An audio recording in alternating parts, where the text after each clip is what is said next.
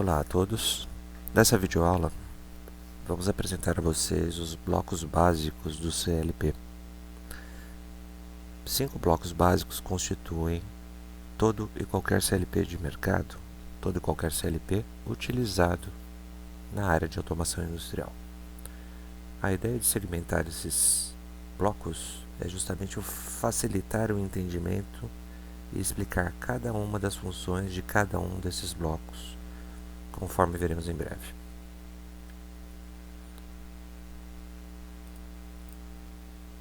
O primeiro deles podemos considerar como sendo o bloco das entradas.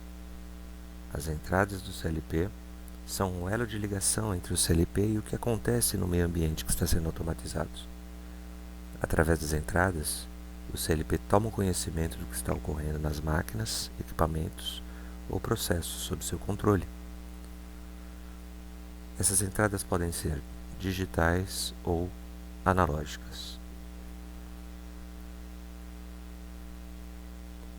As entradas digitais podem ser constituídas de blocos, módulos eletrônicos internos ao CLP ou até mesmo um cartão eletrônico, adequado para receber os sinais digitais ou também sinais binários, também chamamos dessa forma. Também chamamos esse tipo de sinal digital de sinal discreto. Uma entrada digital ela pode informar ao sistema dois estados distintos: nível lógico 0 e nível lógico 1. Nível lógico 0, um elemento que esteja desligado; nível lógico 1, um elemento que esteja ligado. Como exemplos podemos citar um contato normal aberto ou fechado de um termostato ou de um relé, um contato normal aberto ou fechado de uma botoeira, e todo e qualquer outro dispositivo digital que venha a ser inserido no sistema. As entradas analógicas fazem funções semelhantes, só que para vários sinais que variam ao longo do tempo, né? Blocos, módulos ou cartões eletrônicos são constituídos aí, no caso, as entradas analógicas e são adequados para receber os sinais analógicos. São sinais que informam continuamente o estado de uma variável. Tal variável pode assumir no decorrer do tempo todo e qualquer valor entre dois limites determinados.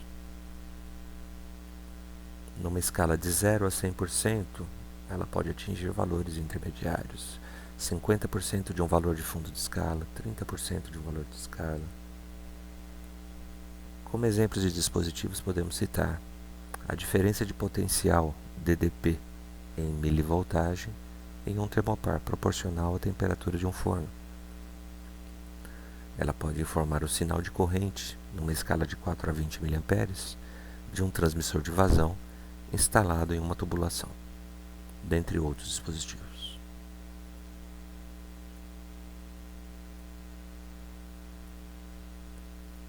Também consideramos o bloco lógica de controle sendo um dos blocos básicos do CLP. O bloco lógica de controle é o bloco que analisa, procede e decide o que fazer com cada uma das informações. Tendo como base um programa armazenado em sua memória, neste bloco as variáveis são analisadas e, de acordo com o programa, age sobre esse meio ambiente. As variáveis analisadas pela lógica de controle podem ser as entradas ou variáveis internas, tais como os temporizadores, contadores, etc.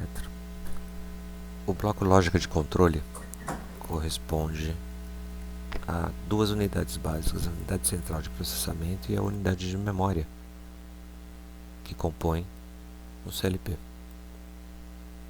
O processador ele responde pela execução das funções, ele é responsável pela execução das funções, enquanto que o bloco de memórias ele armazena os comandos, sejam eles comandos para o bom funcionamento do CLP, seja para a programação que o usuário vai inserir, ou seja, a rotina, a ordem com que as coisas ele quer que aconteça dentro desse sistema automatizado.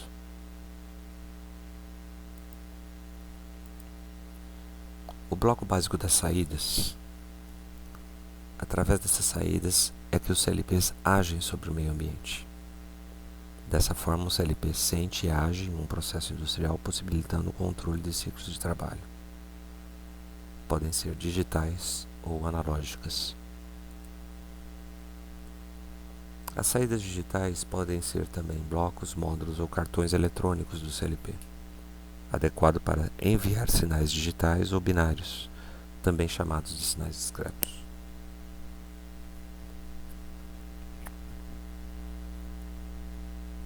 Informam dois estados distintos. Podem estar ligadas ou desligadas, apresentando ou não tensão elétrica no terminal correspondente. Por exemplo, lâmpadas, sirenes, buzinas, bobinas de relés, bobinas de contadores de força, bobinas de válvulas solenoides, etc. Todos esses dispositivos a serem ligados numa saída digital. As saídas analógicas são blocos, módulos ou cartões eletrônicos do CLP, adequado para enviar sinais analógicos, isto é, sinais que apresentam uma tensão variável pelo programa.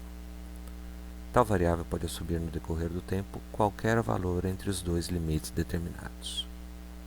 Por exemplo, válvulas proporcionais para o controle de vazão, controle de temperatura através de acionamentos tiristorizados. São dois exemplos clássicos que podem ser utilizados.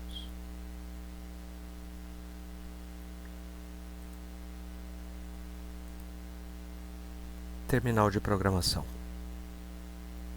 O quarto bloco do esquema que estamos apresentando a vocês, ou seja, é o bloco ou o equipamento onde se elabora a programação do CLP, onde se definem as regras ao qual o CLP vai se comportar. É através dele que é feito o carregamento e a manutenção do programa do CLP.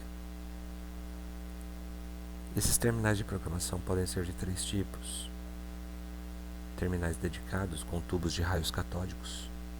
É um dos primeiros modelos, apesar de ser muito antigo.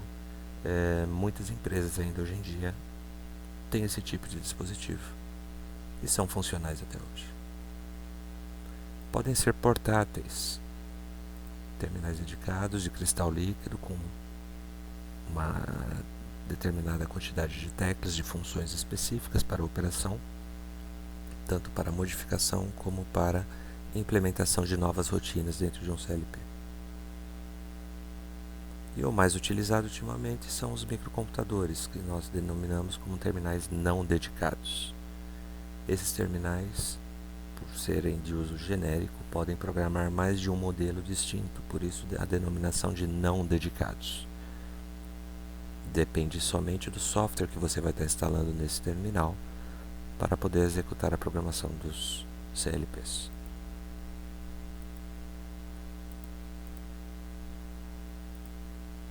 E o quinto e último bloco, as fontes de alimentação. São blocos, módulos ou cartões, fontes de alimentação. São responsáveis pelo suprimento de energia para o CLP. Tanto na conversão dos 110, 220, que é a tensão nominal de rede, para os 5 volts e 12 volts necessários para o funcionamento do processamento e da comunicação do CLP. Também são responsáveis em manter a carga da bateria, relógio de tempo e memória RAM. Relógio de tempo porque mesmo que haja a desenergização do CLP, o desligamento do painel elétrico, o tempo continua sendo uma variável corrente. Em uma semana ele não pode perder o calendário dele. A memória RAM, por se tratar de uma memória volátil, uma vez que ela não tenha mais energia, ela perderia o programa do CLP caso não houvesse essa bateria interligada ao sistema. É a responsabilidade da fonte manter essa bateria carregada. E por último, não menos importante, fornecer atenção para alimentar as entradas e as saídas dos dispositivos que serão interligados ao CLP, desde que respeitem a sua potência máxima limitação.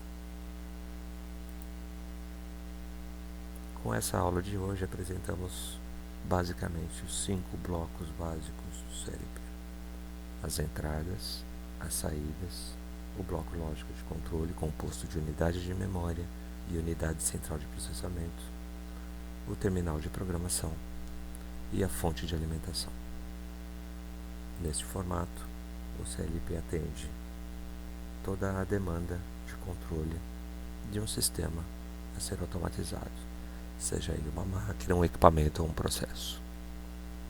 Maiores detalhes sobre cada um desses blocos estaremos estudando numa segunda aula. Um grande abraço. Até logo.